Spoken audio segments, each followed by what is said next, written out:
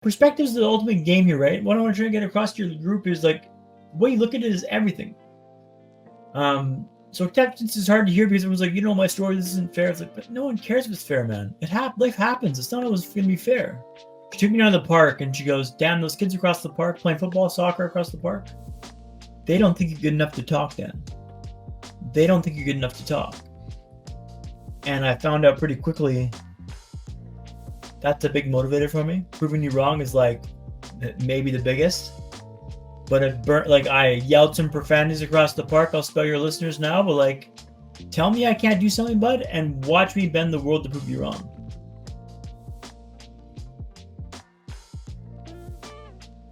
Welcome to the Be Better broadcast. Today we are speaking to a man all the way from Vancouver. His name is Dan Macqueen. And at 28 years old, Dan was leading a healthy and an active life. But after an optometrist appointment to identify the cause of his persistent headaches, he was handed a sealed envelope and was told to go directly to the hospital. What followed was emergency brain surgery. On June 21st, 2014, Dan's reality was shattered by a devastating brain hemorrhage. With no map to guide him on the grueling path to recovery, Dan had to rely on his grit, his perseverance, and his resilience to relearn everything that he once knew, how to walk, talk, and even smile. Today, Dan talks to people from all over the world to help them to rebuild their life from scratch in a very similar way that he did. And he's got a process that he's going to share today that will help you to do the same. When you take away even just one thing from this conversation with Dan, all that we ask is you please share this show with just one other person who could use it as well. Without further ado, Dan Macqueen, it's great to have you on the show, my brother. How are you doing? Hey, How you Brandon, doing? thank you so much for having me, man. Pleasure to be here. It's great to have you, man. All the way from Vancouver, practically across the world. You've got one hell of a story, man. And I'd like to ask you, because I just read that introduction and people are probably like, damn, I'm having financial struggles and that sucks. I'm having relationship struggles. That sucks. But to go to an eye appointment where you're having headaches, migraines, you'll tell us what that was like, I'm sure, to then be handed an envelope to pretty much say your life is changing forever. And obviously you didn't know that till you went to the hospital and they told you that. But can you give us a glimpse? I'd like to know. So you were 28 years old. I'm 29 right now, right? I've got a lot of goals in my life. I've got a lot of places that I want to go, a lot of things that I want to do, a lot of expectations, right? And I think everyone listening has a lot of expectations. Can you give us a glimpse of what Dan's life was like at 28, maybe in the later part of his 20s before you went to the optometrist and before you went to the hospital? Yeah, for sure. So thank you, Brendan. I was living in London, England, so London, UK. After a master's in Sweden, I was working in tech for a company called Hootsuite, so a social media management platform. Not making much money, but blowing it all rather quickly on booze, food, and anything else you can spend your money in London. You get paid once a month in London, which is a bit of an odd way to go about things because I blew my money in like a weekend or two, and that would be beans on toast the rest of the month. But living my best life, enjoying life in London, big nights out, playing a lot of football, five-a-side soccer. And I started having these headaches that were getting horrible, like worse over a few weeks. I was taking painkillers like candy for them. My head was pounding. I went to A&E, Brendan, which is accident and emergency in the UK, ER in the States, I believe. They thought it was vertigo and they sent me home. The next day I found myself on the tube. The tube's how you get around London, right? On the tube, the headaches were so bad, my vision started to fade. I could feel my vision coming in from the sides. I got my way to Notting Hill Gate, my tube station, and the vision blacked out. I took a step onto the platform and I couldn't see. I was blind. Like blind on the platform in Notting Hill Gate tube station. I didn't know what to do, but I knew this was not normal. Luckily, my vision came back after about 5 minutes, and I made my way to A&E the next day for another round of tests. Again, I thought it was vertigo. They sent me home, but on the way out, they told me I could always get my eyes checked in an optometrist, right? An optometrist, I thought that's kind of odd, but okay, let's see how it goes. Next day, the vertigo pills they thought it was didn't do much to stem the pain, so I went back to Mr. Patel's optometrist appointment. He was midway through that exam when he stops the exam, right? Not casual, excuses himself from the room, and he comes back a few minutes later with a sealed envelope, which he hands to me. Tells me I need to go directly to Moorfields Hospital, which I did. Well, Brendan, I'll be honest with you. Tell a lie. I stopped at home first to grab a Jack Reacher book by Lee Child and a phone charger, a bite to eat. I figured I'd be in for a bit of a wait and want something to eat. I made my way to Moorfields Hospital, right? I gave them the sealed envelope, which they checked, and they ran the same tests. And then they asked me to Charing Cross Hospital. It turns out I had a dangerous buildup of pressure in my brain caused from a non-cancerous cyst in my head. It turns out I was going to have emergency brain surgery tomorrow. Wow. It turns out my world changed about overnight. That was like 8 hours, one day. My life went from 0 to 60. After a frantic back and forth with the folks in Canada, the last text message I sent my mom before I went to emergency brain surgery was, "I'll see you soon, Mom. Think I'll have a new haircut next time I see you. Love, Dan." She's an ocean apart, gets that text message. She's on the next flight to London. When she's in flying to London, I'm on the operating table, right? Something goes horribly wrong, and I have a massive bleed in the brain, a brain hemorrhage. I think the cyst burst when they operated. So she lands. My dad's, trying to get in touch with her, let her know, hey, just so you know, Dan's in a coma right now. The operation went sideways. You're about to walk into an absolute shitstorm. So, I was in a coma for 4 weeks. Was in and out of consciousness for months after this. Things were dicey, touch and go. When all was said and done, Brendan, I was learning how to walk, how to talk, and how to smile again in a foreign country at 28 years old. So it kind of turned on me pretty quick here. Okay, wow. So let's dive into that. So you go into the hospital, they give you this news right after the sealed envelope. Did you open the envelope to see what it said, or you just brought it right to the hospital like they recommended? No, I didn't open it. I figured I'm not going to Google this and pretend to Google MD my way out of this. I got to get this resolved. The blinding headaches on the tube, I knew something was really wrong here, and I didn't want to stand in the way of this envelope getting through there, but I wanted to have, a bite to eat, a phone charger, some supplies to kind of communicate back home what's going on, because it seems like it's kind of escalating quickly here. Yeah. And I'm really glad I got that, because I went straight from there to the Charing Cross to the brain surgery to probably didn't get home for 5 months after this time. So that was my last time home in 5 months. There's a lot of people listening who are confronted with a problem, and for some, maybe it's a small, but to them, it might be a big problem, right? To you, you go to the hospital, you're given this news. That's a life-changing problem, right? And sometimes we look at the minor things in life and we think, oh, there's no turning this around. There's no coming back from this. To us, it seems like the most giant problem until we hear a story like yours where physically everything changes over the course of months, over the course of years, leading to what you do now. Your entire life trajectory changed. I can imagine you wouldn't be giving podcast interviews. You wouldn't be speaking, wouldn't be sharing a story because you wouldn't have this story to tell if this didn't happen. But talk to me about those moments where the doctor came back and he told you what was going on. He mentioned, you said the brain hemorrhage happened during surgery, but what did they tell you when they gave you the initial, hey, Dan, you've got to go into emergency brain surgery tomorrow? What did they tell you was wrong? So I had a cyst, a non-cancerous, well, I think a non-cancerous, that never got the chance to check because the cyst burst. They said I built up pressure in my brain and my pineal gland caused from a cyst, a non-cancerous growth in my brain, which they had to remove, and that was causing the pressure to build up and cause the vision to black out, right? The pineal gland's like your third eye. It's kind of like the Egyptian things are all about pineal glands. That's where this whole hemorrhage happened. But it turned out I had to have emergency brain surgery for this, right? So it was I called my brother, let him know, hey, man, I'm just, I'm going in for brain surgery tomorrow. He goes, yeah, dude, you were super chill about the whole thing, afterwards. I'm like, yeah, man, I was, I wasn't, but I wanted to at least present that I was not going to whimper out like a little punk. I wanted to have a bit of charm, a bit of cheek, a bit of class. Don't let my last memories be on this earth of some whimpering punk. No, let's go into this. And, nearly walked right into it, to be honest. So called work, messaged friends, don't think I'll be on Monday. I told them, it seems like kind of a serious surgery. And then it all went sideways on the operating table. So the cyst burst when they operated, brain surgery. I didn't want to think about that. They were in here somehow.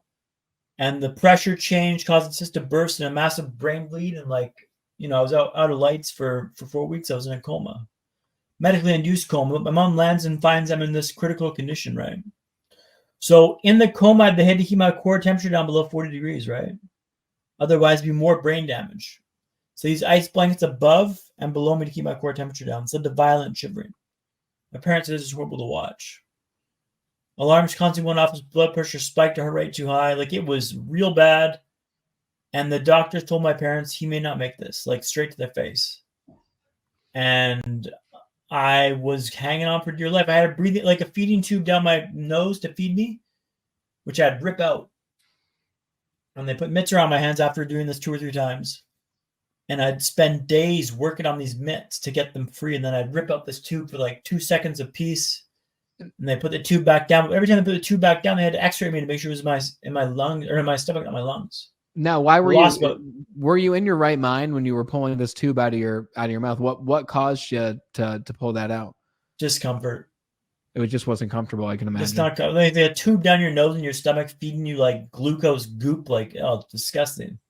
Wow. Like, it's just like everything about this is unpleasant and not wise. And 4 weeks in the coma, I was, unsure I'd come back with this. And then if I come back, what state am I going to be in with a brain injury, right? Like, who knows where you're at? So I woke up with my mom, dad, and brother on the bed.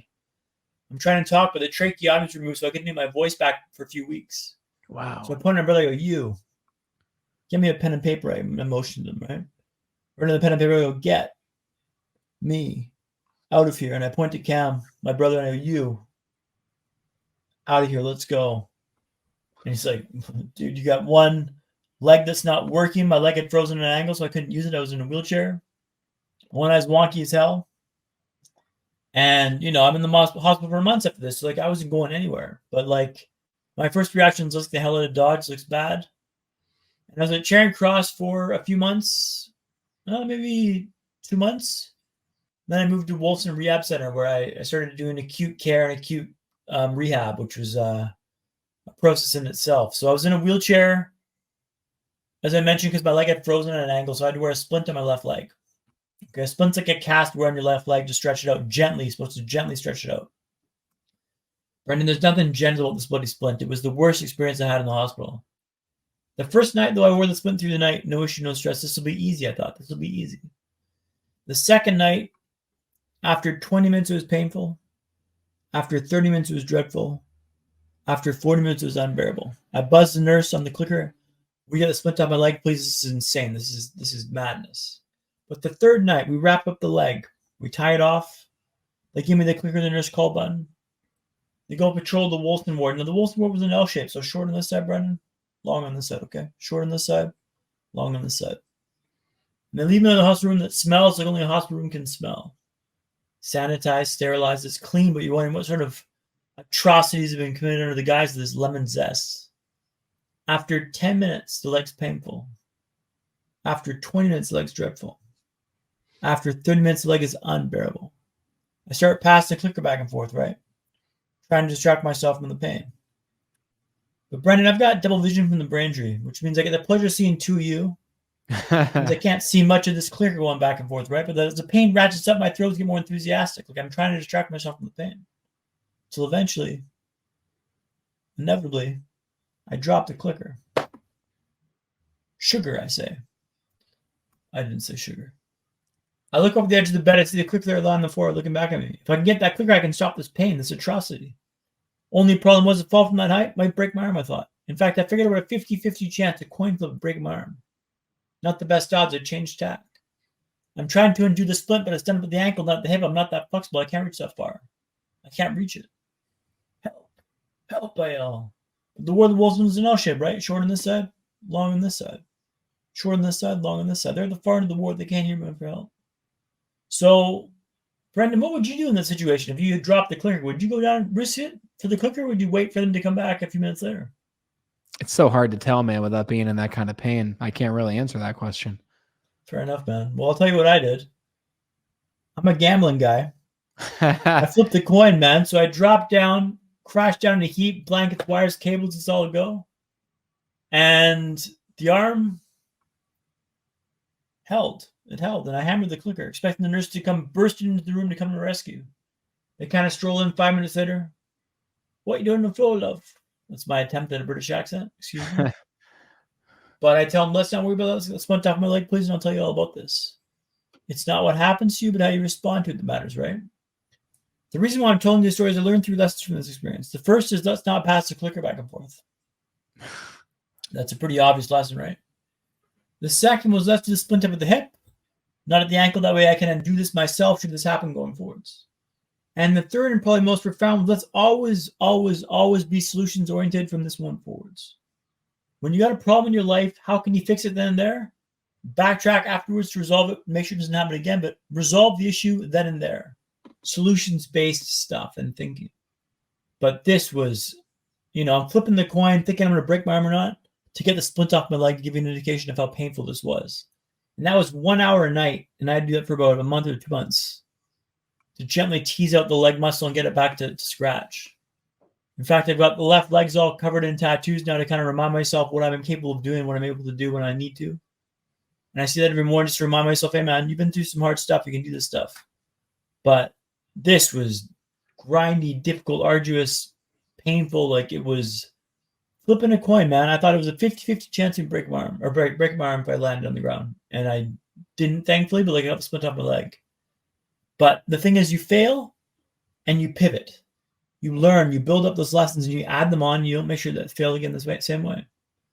Now, I managed to get back to walking in Tune Broadway. If I can share one more story with you, Brendan, would that be okay? Yeah, I'd like to ask you before that. So when you're in these situations, when you're falling to the ground to grab the clicker, when you're going through all this pain on a nightly basis, what's going through your mind? What are you thinking about during all this? Because, you mentioned the solutions-oriented ideology, which is fantastic. But in those situations, it's difficult to look to solutions. It's difficult to look at how something is serving you versus what is happening in the immediate moment.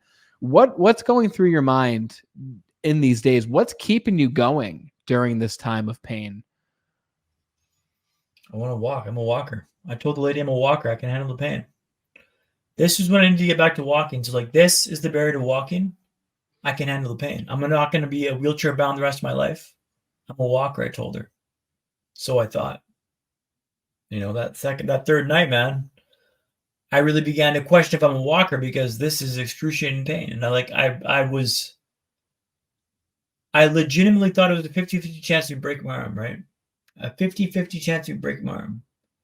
Which, I'm sure it wasn't a 50-50 chance, but in my mind, I'm flipping the coin here. And I crashed down with such force and the arm held. Oh my God, I was so happy. But, I got back to walking after this and building myself back up. But what's going through my mind is look, I'm a walker, man.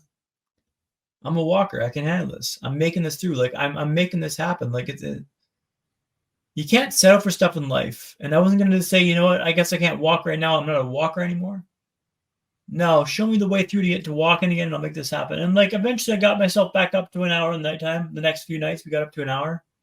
But that first night, that third night, man, was grimy as hell. It was difficult. Your identity in that moment was one that allowed you to move through those times. You saying to yourself, I'm a walker. I'm not going to be bedbound. I'm not going to be in a wheelchair. You saying I am a walker allowed you to see the light at the end of the darkness, right? Or at the end of the long L-shaped corridor, we should say in this situation. Yeah. And, that identity, I'm going to guess, correct me if I'm wrong, that identity wasn't formed in the emergency ward. That identity was formed before in the life before this incident. Am I right in saying that? Or yeah, I'm a very stubborn guy. I'm very bullheaded in my approach. And to be honest, I think that's why I've been able to survive this and thrive as much as I have, because I've been so, I do this. Even when it's not easy, even when it's not simple, I do it this way. And I make this work. This is what I do. My identity is tied to that. That's a good observation, actually, Brendan. I've really identified myself as someone who does this, and come hell or high water, man, I'm making this work because I do this. I'm the type of guy that does this. What would you say to the person who isn't? I'm stubborn too, by the way. What would you say to the person who isn't stubborn? The person who would just listen to what the doctors say. The person who's, the person who's there and the doctor comes in saying, Dan, you might actually be in a wheelchair for the rest of your life. You might never regain capability of this leg. What would you say to the person who has gone through their life listening to those things and just doing what the professionals have told them? The amount of times I've been told I can't do something in my life that I've done, initially I was told I couldn't talk after the initial operation, right? because my tracheotomy had destroyed my vocal cords, and like it really buggered up my vocal cords. So my parents, he may not be able to talk again. His vocal cords are fried. They told it to my parents, right? Kiwi nurse, was a part of our group, was like understood who I was and got to know my parents, understand my vibe, and she goes, "I'll get him talking again." She took me down to the park and she goes, "Damn, those kids across the park playing football, soccer across the park, they don't think you're good enough to talk, Dan. They don't think you're good enough to talk." And I found out pretty quickly that's a big motivator for me. Proving you wrong is like maybe the biggest. But it burnt, like I yelled some profanities across the park. I'll spell your listeners now, but like, tell me I can't do something, bud, and watch me bend the world to prove you wrong. If you're not that way, I guess you're either that way or you're not. But I've had that chip in my shoulder since a young age. Undersized, playing sports, dating girls well outside my league. Like, I'm always proving that I'm worthy of being here, and that's been something that's fueled me beyond belief. Yeah, I don't know if you're not that wired that way, then maybe that's not the best way to approach this. But like that's how I approached it, and that's the only way I know how to do it because that's how I'm built. Yeah, fair enough. I think people listening to this are in the camp of they know that they have choices, right? And if you know you have choices, then you don't just look at something at face value. You look at something and you say, what are the different directions I could go? I could be bedbound, I could be in a chair, or I could do what you did and relearn all these different things. Just to circle back to your question, Brandon, I realized, being told you can't do something, like, yeah, cool, watch me. Like, I was told I wasn't able to walk again or talk again. Walking again, like, he probably won't be able to walk again, they told my friend Milos. He won't be able to walk unassisted. And like, no, I'm cruising around with nothing. Like, no cane, no eye patch. Like, look. But like, if you allow yourself to be in their little box of what you think you can do, like, they're probably going to say, like, no, look, for liability reasons, they can't do this because that's not safe anymore. I used to shower with a bath mat, Brendan, like a shower mat to like keep me balanced, right? Like an expensive bath mat, right? And I'd hang it up to dry in my shower every day, and it would be this symbol of like I'm not good enough to shower with myself. Like I need this bath mat to help me. And I was like, I fucking hated this bath mat, man. Every time I'd see it, I'd be like, it's hanging there. It's a reminder, a symbol of like I'm not good enough to do this. One day I told my parents, I'm not using this bath mat anymore. And they go, no, you have to use it, Dan. Your balance is an issue. Like you got to stay balanced, and it's important that you wear this. I'm like, I don't need this bath mat. And guess what? I showered with the bath mat and it was fine. And I retired the bath mat. But unless you push the boundaries of what you is told is acceptable, you're never going to know what you can do. And I think I've got a better gauge of what I'm able to do now than someone else telling me. Just because your assessment says I don't think I should be able to do this, like that doesn't mean I can't do it. It just means you don't think I can, which almost adds more fuel to the fire. So that the bath mat, I can't say bath mat in my life, was like a symbol of like, I'm not good enough to be here. Cool. Let me prove you wrong. But you got to challenge that, right? You got to challenge that. I used to wear an eye patch. I still do sometimes. I switched to a contact lens, and I went to South Africa on a safari after the hospital. It's a present from my mom. It's like kind of a gift of like, if you get better, we'll go on safari. Wow. And I left the contact lens at home because I thought dust and dirt would get my eye on the safari, and I didn't want to cloud that.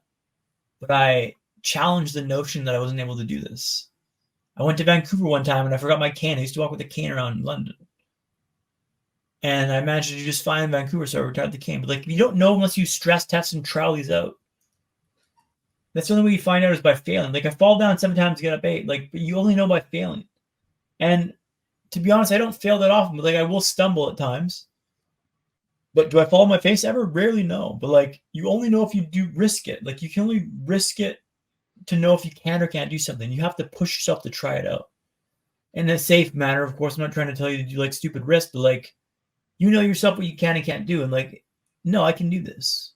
Like that shower, like, yeah, I can make this work. It's not the end of the world. It's just a bath mat, right? But like, don't tell me what I can and can't do ever, because I will bend the world to prove you wrong, man. That's ingrained in me. And if you don't have that ingrained in you, I don't know if you can like just download that subconscious, that vibe. But like, it's a pretty positive or a pretty toxic way to get motivation, but it works, man. Don't judge the motivation, ride the motivation that comes. What's up, Be Better family? It's Brandon Eastman here. And as a thank you for tuning in to the Be Better broadcast, I want to give you a very special gift.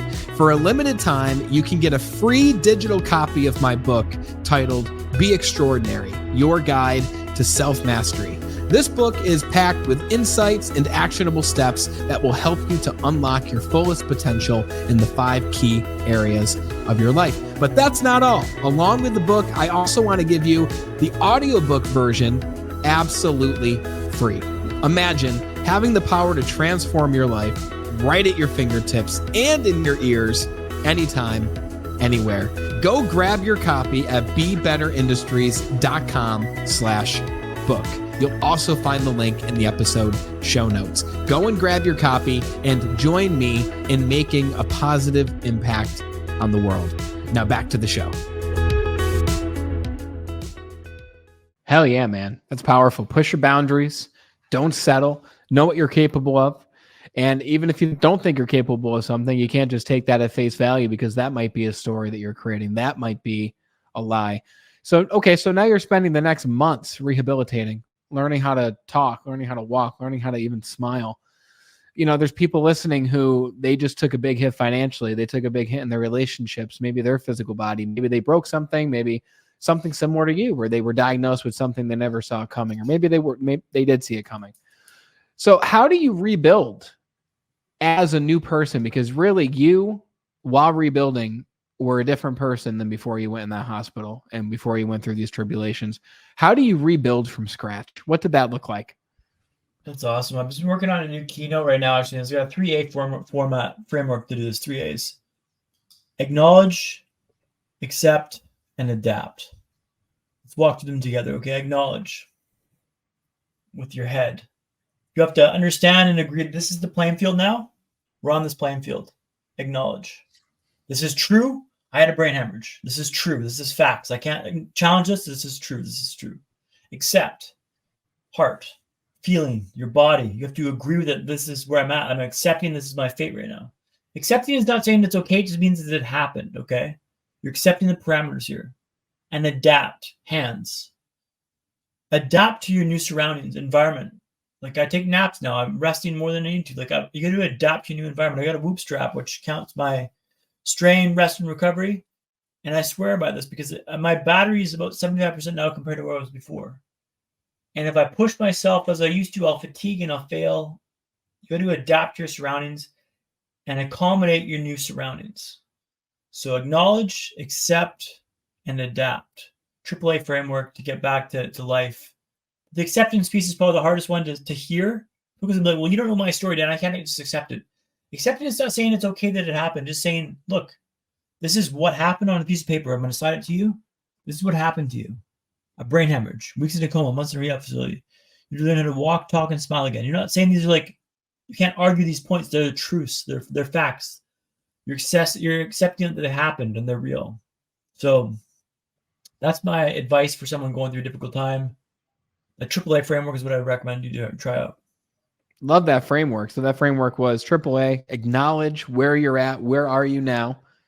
Accept that fact, which I want to ask you about that. And adapt to this new environment. So you resting more, you creating a line of work and a line of purpose and mission for yourself, and even sharing this story to help other people. So let's talk about that second one, because, okay, number one is acknowledge where you're at. I'm in this situation. Great. Step 2, how do you accept where you're at? What did it look like for you to accept where you're at and not blame and say, oh, it's because of this, which is where I'm at. This wouldn't have happened if I wasn't here. This wouldn't have happened if, right? Creating stories and reasons, which really just cause us to waste our time. How do you accept in the moment where you're at? Life's not fair, but it's not personal. You're not that special, not that gifted. It's happened, man. Shit happens. Like, you're not that special. It's not personal. It's not fair, but it's not personal. Like, it's like, it just life happens, man. The odds of you being a human being are 400 trillion to 1, right, Brendan? 400 trillion to 1. We're around a poker table, let's say, for instance, for the sake of this analogy, and very few people will get cards. Maybe like 1 in 300, 400 trillion, right? So, like, if you have a hand, a set of cards, you don't like one of the cards you got in your hand. This card was in my hand, right? I couldn't have mitigated this no matter what. This is a genetic blip that came in and hit me, right? You're gonna muck the whole hand because you don't like the cards? Like, no, dude, you got a card, you got a hand to play with. Like, play the hand. 7-3 offsuit, but like, hey man, I'm playing the hand. And if you can just accept that, you're lucky this happens to you. This happens for you, not to you. Like, shift your perspective, man. Perspective is the ultimate game here, right? What I want to try to get across to your group is like the way you look at it is everything. So acceptance is hard to hear because everyone's like, you know, my story, this isn't fair. It's like, but no one cares if it's fair, man. Life happens. It's not always going to be fair. But if you get bogged down by woe's me, this never happens to Jim or Bob or whatever, that's a losing mentality. Accept what happened and crack on. Like, it's just like, why waste your time spinning your tires? You could be taking steps forward to improve your lot, building yourself up, leveling up, and improving your lot by accepting what happened. If you don't accept it, you can't take steps to resolve it. It's wishing something did not happen is not an accurate way to resolve it. You're just spinning tires, man. And so I lost the first setback took about a month to get used to this, okay? I had a second setback, Brendan. About a year in, I was back to work 2.5 days a week, kind of get my life back together, slowly build myself back up. And one day I would meet my mom at the tube, and I'd see her, and then I'd go to work and she'd go off on her walk, right? She came out to London and lived there for 2 years when I was rehabbing back from this process. And with my dad, big love to those guys. I didn't show up at the tube. And she was, that's kind of odd. She called me, no response. She goes back to my flat on Salgrave Road by Goldtower Road tube station. And she finds me unconscious on the floor. What had happened was the shunt that's in my brain had blocked into hydrocephalus, or water in the brain. I was rushed to the hospital and had emergency brain surgery. I woke up the next day with the beeping noise of the heart rate monitor going off behind me. You know, beep, beep, beep. What happened? What happened? What happened? Then you had a second brain hemorrhage. Wow. Brain surgery. My God. And I was like, well, all my progress was washed away. And she goes, well, we got the blockage. But I've worked for a year to get back to the office, a year to get back to a life, to put this brain hemorrhage behind me. Like, I was trying to build myself back up and climb back up the ladder. And I'm making good progress, 2.5 days, 3.5 days a week, and the carpet gets pulled from underneath my legs. And I was so low. I did probably remember like a W, Brendan. So the first setback's down here. The second one, I kind of climb back up. The second setback's not where the first one was, much lower. I call it the depths of the human experience, man. Where you're at the very bottom, rock bottom, and you're feeling, woe's me, this isn't fair. And it took every ounce of my mindset to keep it pure going negative at this stage, right? Like, I've been working for a year to get back to life. It took me about a week to get to terms with this, and I realized, you know, is it rock bottom? No, bedrock. Rock bottom, no, bedrock. And I use that to build myself back up. And I continue to climb up. Like, I know that I lost all the gains from recovery, but I know I can do those gains again. I can rehab faster this time because I know how to do it. So it's how you look at things, right? Like, it's not easy, man. I'm not going to lie to you and say this is easy to do. This is the most difficult thing I've done in my life. That W is real. That second dip is way down to the bottom of the human experience. But it's how you look about it that matters. And when your mindset shifts to that perspective, you're like unstoppable. I lost my job this past autumn, Brendan. Part of a corporate restructuring in Hootsuite, 400 people lost their job. Wrong side of a spreadsheet. I was let go from my job from 9 years, right? Big love for Hootsuite, nothing but love for them.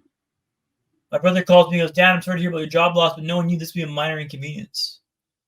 A month, a week, an afternoon to accept it and take steps to resolve it. Now, I wasn't over the job loss in an afternoon. I don't want you to think that I'm like some robot. But I made the choice that I'm a speaker tomorrow, which means I need a computer today.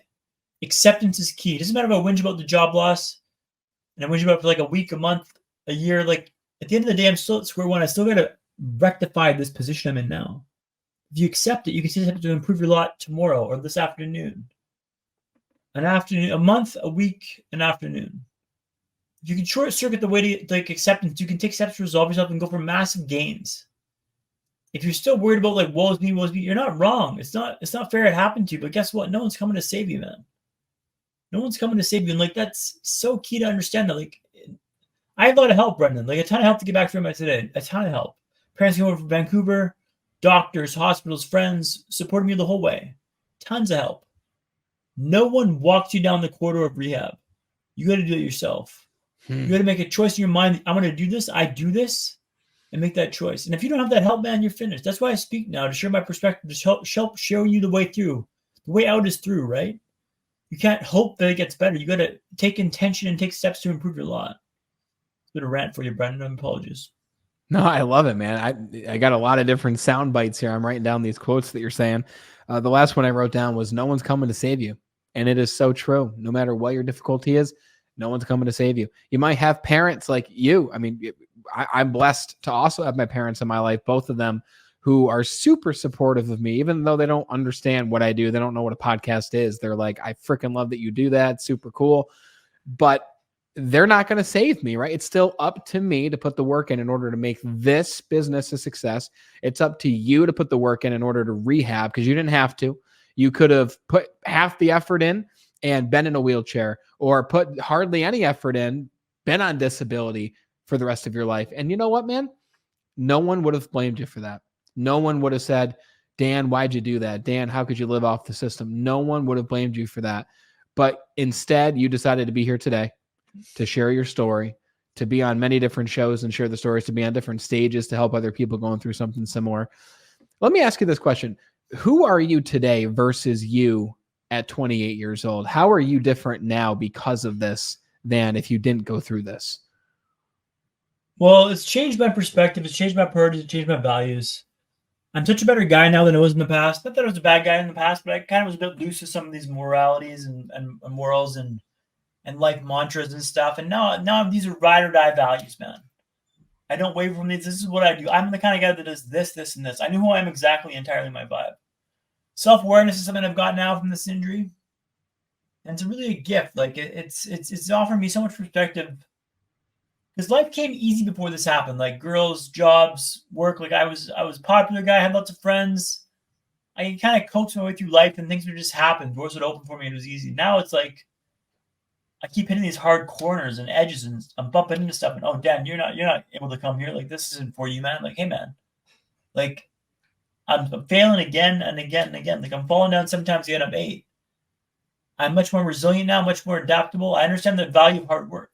I understand if you work hard at something, it will improve it, and you can take steps to rectify it. But you have to put the work in to make this happen. It's not going to happen for you or to you. It happens for you.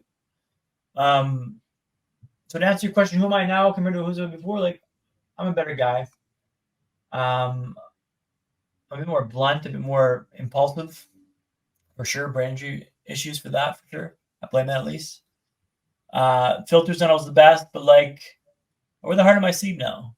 You'll never see me fail for lack of effort. I'll fail because I'm not good enough, but I'm never going to fail for lack of effort. I hope that answers your question, Brendan. Yeah. Let me ask you this. How do you move forward today now? How do you set goals for the future, since you know that a W could be on the horizon? How do you set goals for the future when I'm sure you had goals when you were 28 and then those goals were immediately derailed? Do you look at goals as necessary, or do you look at life as anything can happen, so why set goals in the first place? No, for sure, setting goals. And like, I mean, my goals are, I want to be a TED speaker. I want to, I've got a big audacious goal to speak on Madison Square Garden in like 10 years' time on the stage there, which is an audacious goal. It's ridiculous. But like, I've got goals to work for. I skied this past winter on the ski hill. 10 years in the making, I skied. You did That was a ski. goal. I skied, yeah. And that was a goal Hell that yeah. was like, I said that out loud, like, I want to ski again. They're like, the rehab team was like, yeah, okay. I was in a wheelchair when I told them this, right? Like, there's no way that this is possible. But I skied again last year, and that's because I just call it blind bullheadedness or like just blind stubbornness, but like I'm moving myself along this wheel. Your question was about goal setting now. How do I remind me the question again, Brendan? Sorry. Yeah, I was wondering, how do you move forward today? Do you set goals differently now than you did in the past? Yeah, well, I'm just more intentional with like my routine. I know how to be successful in my life, and that revolves around sleep. 1, 2, and 3 is sleep. I got to sleep well. Got to rest my cover myself up best. Meditation, twice a day going forwards, trying to rest myself up and attack the day. But I gotta be well in my body first. Mood follows action. Everything's body related now. Exercise, meditation, sleep, drinking properly, enough hydration. Like I'm very, my body's not a temple, but it's pretty not far off. Like I'm very diligent with my body. But that helps me structure myself and get myself in the best position to be successful. And I shoot big, man. Like shoot big. Why not? Like that goal setting of skiing on the Grouse Mountain last year was a moonshot goal, man. I didn't think that was possible. When I said it out loud, it was like, this is a moonshot goal, bud. There's no way you're gonna hit this. And I skied, man. Wow. And it was bloody glorious. And like, I mean, I don't know if it's probably against any brain injuries recommendations, but I bought a new helmet. I was safe-ish, but like they couldn't adjust my bindings because they're too old to be adjusted. So like those were like on the hardest setting possible. But like that's fine. It's not the end of the world. But like I skied, man. It was like just like I visualized. 3 pumps of the poles into a left-hand turn again and again and again. And I felt alive and I was moving fast. Before the brain injury, I used to do a lot of fast stuff like ski race, motorcycles, fast things. I love going fast to feel the uncertainty on my feet. Like I love that, man. Since the brain injury, I can't go fast because I'm not back on the road yet. I'm not skiing. But skiing this time, man, was fantastic. I was loose. I was fast, and it was like I never missed a day. It was there like in my muscles. I can't even describe to you. It was incredibly good. But goal setting is key, man. And aim big. Why not? Life's too short to just have these moderate goals. Like I'm going for a big life, big wins, big everything. Why not? Is Madison Square Garden your biggest goal right now? Yeah, it's pretty audacious. Very realistic. Well, it's like it's a moonshot goal, man. But skiing was a moonshot goal, and I hit that. So like Within 10 years. In 10 years, man. This should be. I mean, 10 years is possible. I mean, look, I got a lot of work to do. It's not impossible, but it's not likely. But hey, skiing was impossible, and I skied. That was a moonshot goal, man. A moonshot goal, and I hit that. So like, I'm just saying, why not aim big? Because you might just hit. And if you don't have something big to aim at, what are you aiming? What are you playing this game for? Like if I want to go walk down the sidewalk without a cane, like, okay, cool. You did it like a week. I want to ski again, man. I'm in a wheelchair at the stage. I'm telling them like I want to ski again. The rehab team's like, yeah, okay, cool. Sounds good. That's a good goal, Dan. But like, there's no way they thought I would be doing this. And I skied again, man. I'm like that's I can't tell you how good that day felt. Just know that I had called this shot and I delivered on this and I wanted to do this. So like Madison Square Garden, I'm coming for you, bud. I freaking love that, man. Yeah, I mean, you are the maker of your life, and Tony Robbins said something a long time ago that I think about often, which is if you couldn't fail in achieving that goal that you want, what would that goal be? If you knew you couldn't fail, because the reality is this, man, if you know what you want to do, and you're doing what you're doing today and you're making steps forward every single day, not 50 steps forward, but 1 step forward every single day, there is nothing that says you won't achieve that goal that you're going for. It's impossible. It takes hard work, but that intention of knowing what you want and taking small steps towards it is so important. It took you a while to rehab. It took you a while to get back on the slopes. You did both. And a while is subjective. You did it within 10 years. It hasn't even been 10 years yet, and you were already back on the slopes. And look at who you are now as a result. And this is the thing. A lot of people might ask the question, do I have to go through a traumatic brain injury in order to find my purpose? Do I have to go through a giant difficulty to find my purpose? What would you say to the person maybe who's 25 right now? A lot of our listeners are in their late 20s, early 30s. What would you say to the person who just hasn't found their thing yet? Do they have to go through a giant hardship? Should they seek hardship? How should one find their purpose and their mission? What would you say to that? I think if you do hard stuff in life gets easy. So like I wouldn't say search out hardship. Like don't try to get yourself in a car crash and like that. Like no, please don't do that. But making your life difficult. Every day I wake up, go for a workout, and I shower and end the shower cold. I go through adversity every day to kind of show myself, hey man, you got to earn this day. You got to earn this strife. To remind myself that you can foster resiliency. Resiliency is something you can foster for sure, but you got to build this up, man. And that's by keeping promises to yourself. So I'm going swimming this afternoon, right? When I get in the pool, I set an intention for how many laps I want to do. I've got a lap counter which counts my laps. And it'll be anywhere from like 40 to 70 lengths. And whenever I say in my mind, I got to do that many lengths. Save one exception if there's backstrokers in the lane. But by keeping promises to yourself, you understand that you do what you say you're going to do. and you can outwork your self-doubt, but you're building up that resilient muscle, and you can foster stuff after weeks, months, and years of doing what you say you're going to do. I started this off by walking in London to get back to exercise, right? I'd walk for 1 block. Next week, I'd do 2 blocks, then 3 blocks, then 4 blocks. And I'd ramp it up. And before I knew it, I had done this for like 6 months. I'd walk for like this many blocks. But you're outworking your self-doubt. You're proving to yourself you do what you say you're going to do. So do I need to go through struggle, or do you need to go struggle? No, but set up an intention and do what you say you're going to do. Outwork your self-doubt and prove that you do what you're going to say you're going to do. That's how you kind of foster a mindset of like knowing and believing in yourself, and you do what you're saying to do. And then you can start aiming for bigger things. But do something hard and do what you're saying you're going to do. And you can start building this muscle and flex this muscle up. You can foster resiliency for sure. Before you know it, you're doing stuff that's out of control. Like Madison Square Garden's an audacious goal, man. But hey, I'm coming at you full steam. And like, I don't know. It's not impossible. It's pretty close, but it's not impossible. But why not, man? Why not? Well, I'm about 3 hours from Madison Square Garden, so consider me a ticket buyer. I'll be there for you, brother. I'll be there. And believe me, I'm going to say what I'm going to do what I say I'm going to do. I will be there.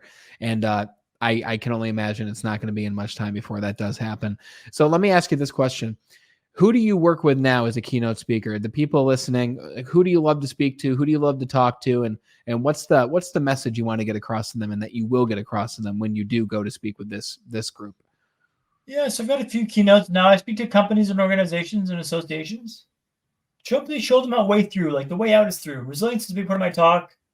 But there's 2 truths in life, right? Death and taxes.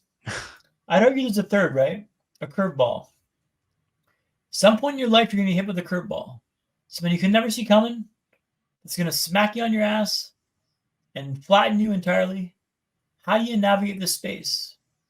I'm offering that 3A framework, right? That acknowledge, that accept, and the adapt. Let me show you, group, how they can adapt to this being better than yesterday. Got a whole bunch of hacks that are gamified. Help me navigate life in a more fun and light way. Alan Watts is someone I look up to tremendously. Make life about play, and you never work a day in your life. But life is about play. Life is about fun. Life is about joy. About lightheartedness. About finding the fun stuff in life. So I can help shift your team's perspective with resilience, mindset, and perspective. If I may share one more story with you and your team, Please. Brendan. We'll learn to walk in Tune Broadway. Okay? So have you been to London, England, Brendan? I've never been to London, no. All right, so let me set the scene for you. Tune Broadway is an area in South London, okay? An area they call up and coming. Think loud sirens, drugs, gangs. It's dirty, it's hectic, and boy, is it busy. I'm walking with a cane, I'm walking with an eye patch. After 4 months in a wheelchair, I'm literally Bambi on ice. I turn the corner to walk on the high street of Tune Broadway for the first time. Immediately get slammed into by someone. I stagger back a few feet. Someone scurries past me on the right-hand side. I thought I was done with the rats. Someone had been stabbed on the sidewalk over here. I'm thinking, it's a pretty wild place to learn to walk. After a few days of this, I was thinking, this is the worst place to learn to walk in the world. Can't they see I'm trying to walk here? Can't they see I'm trying here? And then one day my perspective changed. Maybe this isn't the worst place to learn to walk in the world. Maybe it's the best. If I can walk here, I can walk anywhere. My Tune Broadway didn't change, right, Brendan? We went from the worst to the best in my mind, and my mood reflected that. What are you looking at in your life you're convinced is the worst? Convinced is the absolute worst. Hey, maybe it is. Maybe you can find a way to turn down the suck a little bit, shift that perspective a little bit. Iron Mike Tyson famously said, everyone's got a plan until they get punched in the mouth. Now, your punch may not be a brain hemorrhage, right? Facts. Will be a job loss, a breakup, a diagnosis for you, a loved one. You will take that punch in the mouth. How do you respond? I'm offering a compass, not a map, but a compass. It always points towards true north. With things like mindset, perspective, and hacks. Hacks that will allow you and your team to be better than yesterday, tomorrow. My name is Dan Macqueen, and the reason why I told you the story about learning to walk in Tune Broadway is when you change the way you look at the world will look at changes. And you don't need a brain hemorrhage to understand that. That's my pitch for speaking, Brennan. That's what I can offer your group. Got a website and demo up now. a new YouTube video that's got that story that I just told you up on YouTube on a stage. You can see what I'm like on stage. But the game plan here is to go full steam here, man. I want to change your perspective. I want to shift their mindset and change how they attack life. Because life happens for you, not to you. Don't wish it was different. Make it better. Beautifully said, man. This has been a fantastic conversation. I've got all the links in the description, guys, so you can go check out Dan's work, check out his website.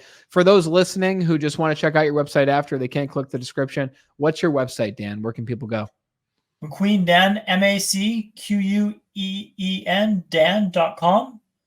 And you can see my demo reel there and go from there. It's it's a V1 demo, but it's got some jokes, some good stuff on there. Some great jokes that were captured, actually. Burn the material, but they're worth it. It was good to have that on camera. Yeah, awesome, man. That's it. It goes to show you play, right? Make life about playing, and it won't work a day in your life. And I love how you introduce it's a hack for life, man. Life's about play. If you make it about play, you're not working a day in your life for sure. That's great. MacqueenDan.com. Go check out his website, guys. Go see what he's doing. And I hope this conversation helped you. Dan, thank you so much for joining us, brother. It's been a pleasure meeting you and talking with you. Congratulations on how far you've come. And I can't wait to grab my ticket to Madison Square Garden, man. I know you'll be there, and I look forward to staying in touch. Cheers, brother. Thank you so much for your time. No matter the hardship you're going through right now, this conversation with Dan is a picture-perfect example that no matter your circumstances, you can rise above. Do what you say you're going to do. Set that intention. Make small steps towards it every single day. And in 1 year, you'll look back and you'll be able to say, damn, look how far I've come. And Dan's story is a beautiful example of that. I hope you love this conversation. Links in the description to go check out MacqueenDan.com. Check out his demo reel and bring him into your organization. Bring him into your conference. Bring him into your lunch and learn. And let him tell a story to your people, because just imagine if his story creates 10% productivity in your team. What would that look like for profits? What would that look like, even more importantly, for morale, for culture, and for the way that your people feel if they knew that they could do anything that they set their mind to? If this conversation resonated with you, please share the show with just one other person who could use it as well. You're the reason we've grown to nearly 360 episodes on the Be Better broadcast, because you are the best part of the Be Better team. Thank you so much for watching and listening. And until we talk again next time, continue to be better.